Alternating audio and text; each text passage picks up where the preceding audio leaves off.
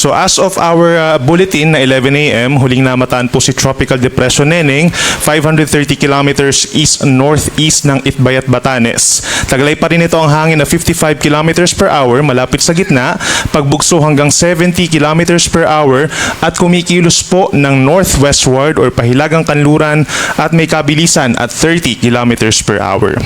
So base po sa ating latest satellite animation, wala namang direktang epekto itong si Tropical Depression sa alinmang panig ng ating bansa at yung mga pag-ulan na ating nararanasan dito po sa may Luzon at western section ng Visayas ay dahil pa rin po dito sa may southwest monsoon or hanging habagat na siyang bahagyang hinihila po nitong si Bagyong Neneng. So kung kahapon po may kababaan itong si Bagyong Neneng or yung low pressure area nasa may silangan po ng Cagayan, kaya yung concentration ng ulan kahapon ay nasa may Mindoro provinces, ngayon po sa timbog na bahagi ng Calabarzon at yung mga nearby provinces pa dito sa may Palawan and Romblon. Pero ngayon po dahil umaangat na itong si Bagyong Neneng, bahagyang umaangat na rin po yung ating concentration ng mga ulan, which is nakafocus na dito sa may kanlurang parte po ng Central Luzon at yung lalawigan po ng Pangasinan. Doon po malalakas ang mga ulan sa mga sandaling ito.